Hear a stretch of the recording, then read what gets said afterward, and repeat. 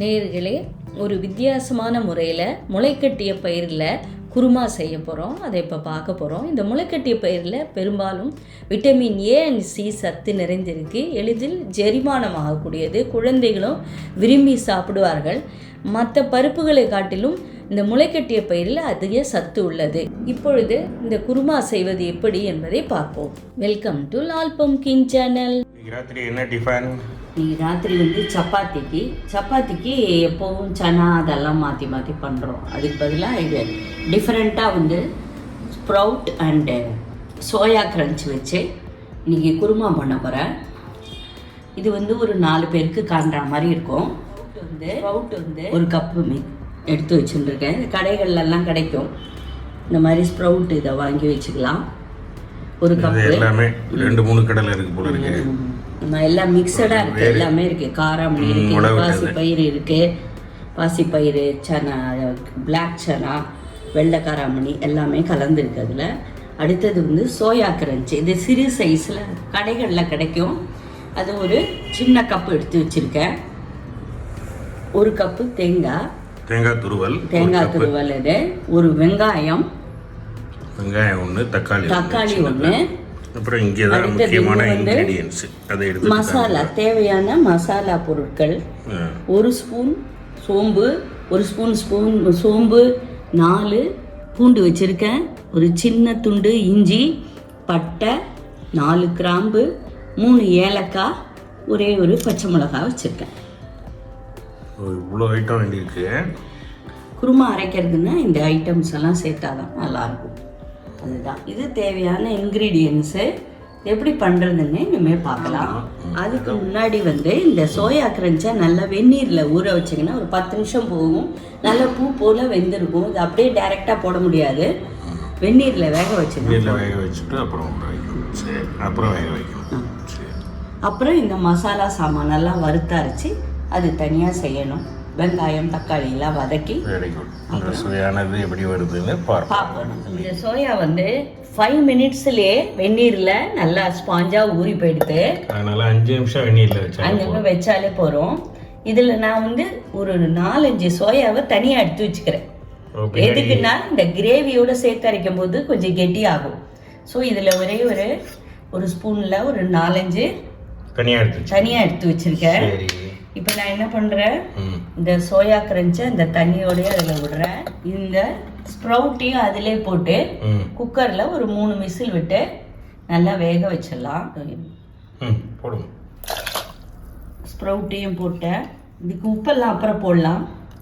மஞ்சப்பொடி போட்டு வேக வச்சிடலாம். மஞ்சப்பொடி கொஞ்சமாக போட்டு அதில் போட்டு நல்லா வேக வச்சிடலாம். இப்போ குக்கரை மூடி போட்டுட்டு வெயிட்டை போட்டு 3 விசில் விட்டு வேக வச்சிடலாம்.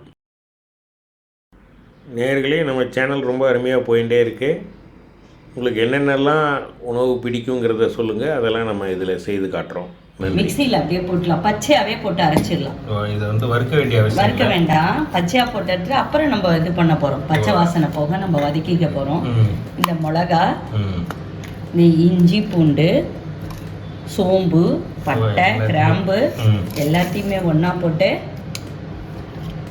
அதோட இந்த கிரன்ச் எடுத்து வச்சோம் பார்த்தீங்களா, அதையும் அதோட சேர்த்து அரைக்கணும். இது எல்லாத்தையும் எடுத்து போட்டு நம்ம பச்சையாகவே அரைச்சிக்கிறோம். அதுதான் இதில் வித்தியாசம். பச்சையாக அரைச்சிடுவோம். ரொம்ப நல்லா இது நெய்ஸாக அரைச்சிக்கலாம் இல்லையா? ஆமாம், அரைக்கும். நல்லா நெய்ஸாகவே அரையும் போது நெய்ஸாக அரைச்சிக்கலாம். எல்லாத்தையும் பச்சையாக இப்போது அரைத்த பின் கிடைத்த விழுதை தான் நம்ம பார்க்குறோம். இந்த விழுதை பச்சை வாசனை போக நம்ம எண்ணெயில் வதக்கணும். அது எப்படிங்கிறதையும் பார்ப்போம். வானலியில் தேவையான அளவு எண்ணெயை விட்டாச்சு. இதில் 1/2 ஸ்பூன் கடுகு போட்டிருக்கேன். அது வெடிக்கட்டும். ஆர்டினரி ஜீரா ஒரு 1/4 டீஸ்பூன் போட்டிருக்கேன். அது பொரிஞ்சிடும். வெடிச்சுன்னு இருக்கு. கடுகு வெடிக்க ஆரம்பிச்சிருக்கு. நல்லா வெடிச்ச உடனே இதோட நான் என்ன பண்ணேன், வெங்காயம்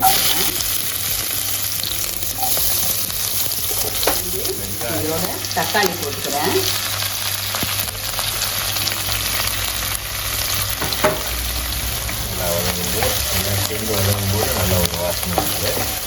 இந்த தக்காளியும் வெங்காயம் வதங்கின பிறகு இந்த அரைச்ச விழுதை வந்து அதில் போட்டுக்கலாம். அப்போ தான் அது பச்சை வாசனை போக அதில் வதக்கிக்கலாம். இந்த எண்ணெயிலே வதக்கினா அது ஒரு வாசனை இருக்கும். இந்த அரைச்ச விழுதை வந்து அதில் போடுவேன். அதில் கொஞ்சம் இந்த மிக்ஸி ஜார்லே கொஞ்சம் தண்ணி விட்டு அந்த வாட்டரையே உள்ள போடுவோம். அதில் அப்படியே விட்டு கொஞ்சமாக அப்படியே கலந்துக்கலாம். நான் இப்போ இதோட என்ன சேர்க்க போகிறோம்? தனி மிளகாத்தூள் கொஞ்சம், தனியா பொடி, ஜீரா பொடி போடுவேன். மஞ்சள் பொடி, ஜீரா பொடி எல்லாமே. இப்போ வந்து ஃபஸ்ட்டு மஞ்சள் பொடி போடுறேன். கொஞ்சோண்டு ஜீரா பொடி, தனியா பொடி, கொஞ்சோண்டு தனியா பொடி போடுறேன். காரத்துக்கு தகுந்த மாதிரி சில்லி பவுடர் போட்டுக்கோங்க. கொஞ்சோண்டு போட்டுனா போதும். காரத்துக்கு போட்டுருக்கேன். சில்லி பவுடர் இப்போ பார்த்தீங்களா, இந்த பேஸ்ட் வந்து சுருண்டு வந்தாலே இந்த பச்சை வாசனை போடணும்னு அர்த்தம். சுருண்டு எடுக்கணும், அதனால தான் தண்ணி ஊற்றணும். தண்ணி விடணும் நினைச்சேன். அப்புறம் ஊற்றிக்கலாம். இப்போ இதை வந்து அதான் இந்த மாதிரி ஆன உடனே தான் நல்லா அந்த பச்சை வாசனையெல்லாம் போயிருக்கு. வேக வச்சது எல்லாத்தையும் அப்படியே போட்டு இந்த க்ரன்ச்சு இதெல்லாமே ஒன்றா போடலாம். இந்த அளவு சேர்த்துடுங்க. இப்போ வந்து இதை கொதிக்க விடணும். கொதிக்க விடலாம். கொதிக்க விடுறதுக்கு முன்னாடி தேவைப்பட்ட துளியோண்டு கரம் மசாலா போட்டுக்கலாம். கரம் மசாலா பவுடர் போடுறேன். கொஞ்சம் உப்பு, கரம் மசாலா போட வேண்டியதுதான். கொதிக்க விடணும்.